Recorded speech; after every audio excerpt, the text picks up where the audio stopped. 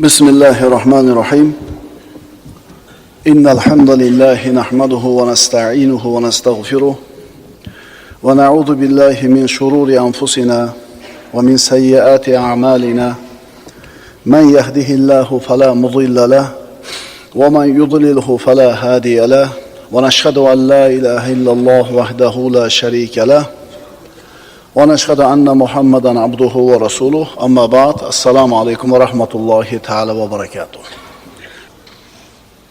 بسم الله الرحمن الرحيم Payg'ambarimiz sollallohu alayhi vasallam Muoz ibn Jabal roziyallohu anhuga shunday nasihat qildilar. Usika ya Muoz la tad'anna fi dubri kulli salatin taqul Allohumma a'inni ala zikrika va shukrika va husni ibadatik. İmam Ahmad va Abu Dovud rivoyat. Rasululloh aytdilar: "Ey Muoz, men sizga har namozni ortidan Parvardigor seni zikr qilishda, senga shukr qilishda va senga go'zal tarzda ibodat qilishda menga yordam ber" deb aytishingizni vasiyat qilaman. Bizdan sodir bo'layotgan har qanday yaxshi amal Alloh taoloning tavfiqi bilangina amalga oshadi. Tavfiq Alloh tomonidan bo'lgan yaxshi amallarga berilgan ilhom. Alloh taolo sizni yo'llab turishligi, Alloh taolo sizni o'zingizni holingizga tashlab qo'ymasligi. Mana shu tavfiq deyiladi. Tavfiqqa ega bo'lgan odam ikki dunyoni yaxshiligini qo'lga kiritgan odam. Qaytaramiz. Alloh tomonidan bo'lgan tavfiqqa ega bo'lgan odam ikki dunyoning saodatini qo'lga kiritadi. Alloh azza va jalla Qur'onda shunday marhamat qiladi. Astagfirullah. Man amila solihan min zakarin aw unsa wa huwa mu'minun falanuhyiyannahu hayatan tayyiba. Qarang. Tavfiqqa ega bo'lishimiz uchun biz nima qilishimiz kerak? Nima qilsak bizga tavfiq keladi. Robbimiz subhanahu va taolo Nahl surasida shunday marhamat qiladi. Erkakmi yo ayolmi? Kimda kim? Mo'min bo'lgan holida biron yaxshi amal qilsa, bas biz unga pokiza hayot ato eturmiz. Bu Allohning va'dasi. Erkakmi ayolmi? Mo'min bo'lsa, musulmon bo'lsa, yaxshi amal qilsa, Alloh unga pokiza hayotni ato qiladi. Ibn Kasir aytadi, bu solih amal qilgan bandaga berilgan Allohning va'dasi edi. Solih amal sizga tavfiq kelishligining sababi ekan. Qancha savobli solih amalingiz ko'p bo'ladi, shuncha tavfiqqa ega bo'lasiz.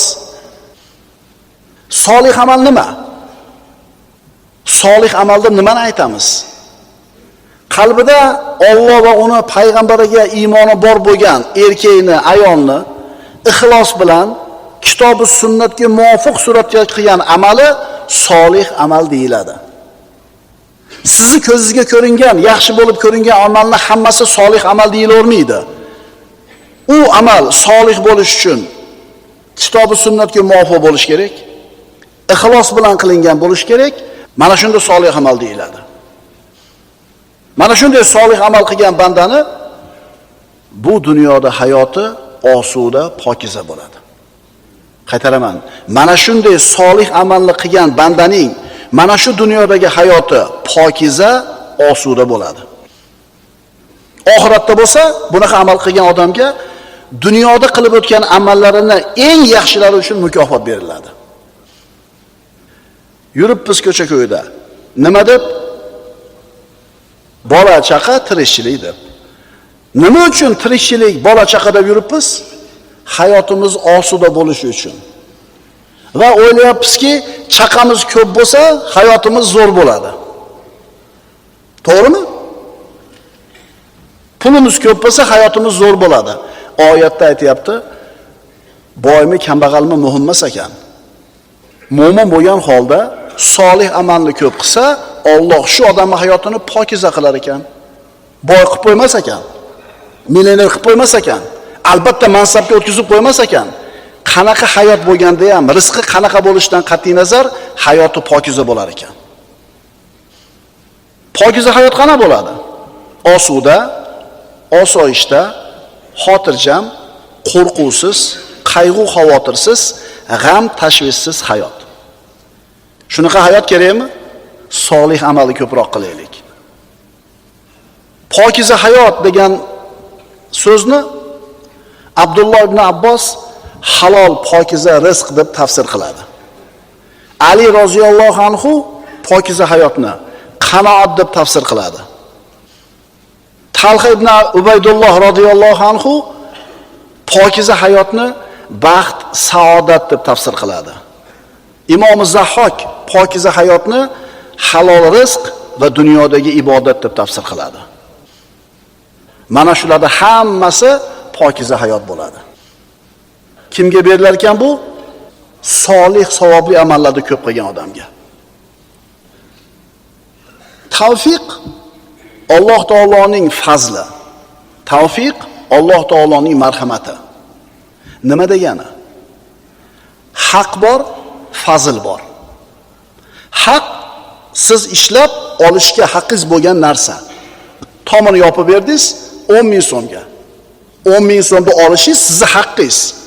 Endi uy egasi sizning ishingizni puxtaligini ko'rib turib, yana 1000 so'm berib qo'ydi. Majbur emas. Endi bu fazl.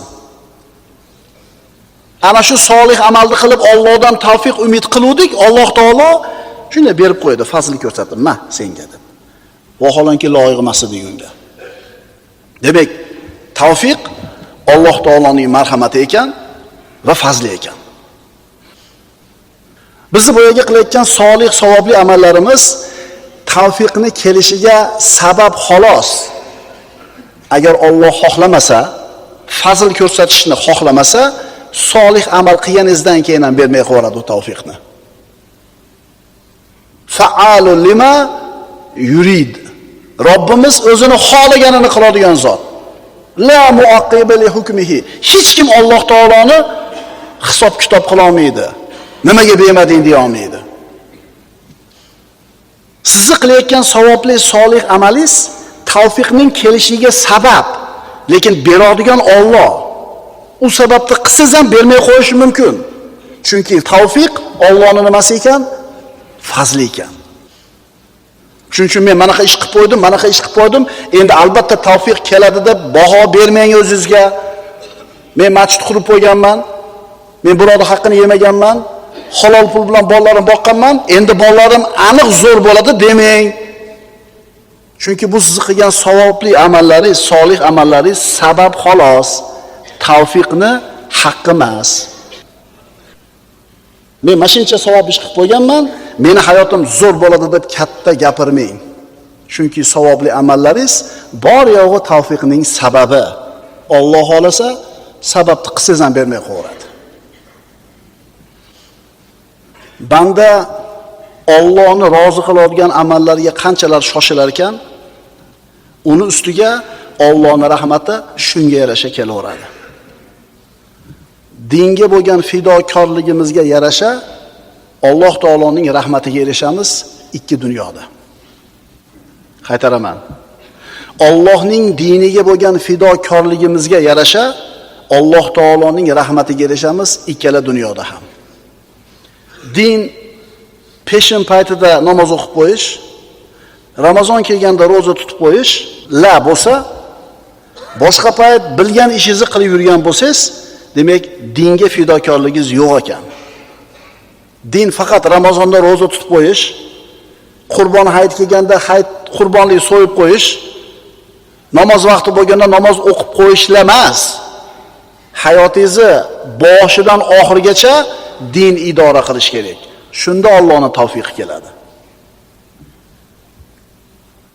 Bandani qalbi Allohga bo'lgan iftiqor bilan to'lishi, o'zini aqliga suyanmasligi, o'zini quvvatiga, puliga suyanib qolmasligi, o'zini ojizligini tan olishi, zaifligini tan olishi, ilmsizligini tan olishi, Robbisini qo'llab-quvvatlashligiga muhtoj ekanligini his qilishi tavfiqning sabablaridan.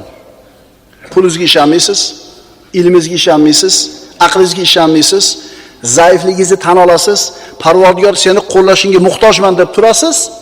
Shunday bo'lsangiz, Allohning tavfiqi keladi. Ma'qulmi? Payg'ambarimiz sollallohu alayhi vasallam aytadilar: "Masalu hadihil ummati kamathali arba'ati nafarin." Bu ummatning misoli 4 ta odamning misoliga o'xshaydi. Bir kishiki Alloh unga mol va ilm ato qildi. Bas u ilmiga amal qiladi, molini infoq qiladi o'rniga. Bu birinchi odam. Ilmi ham bor, puli ham bor. Ilmiga ham amal qiladi, pulini ham infoq qiladi. Endi ikkinchi odam. Bir kishiki Alloh unga ilm ato qildi, mol ato qilmadi. Ilmi bor, puli yo'q.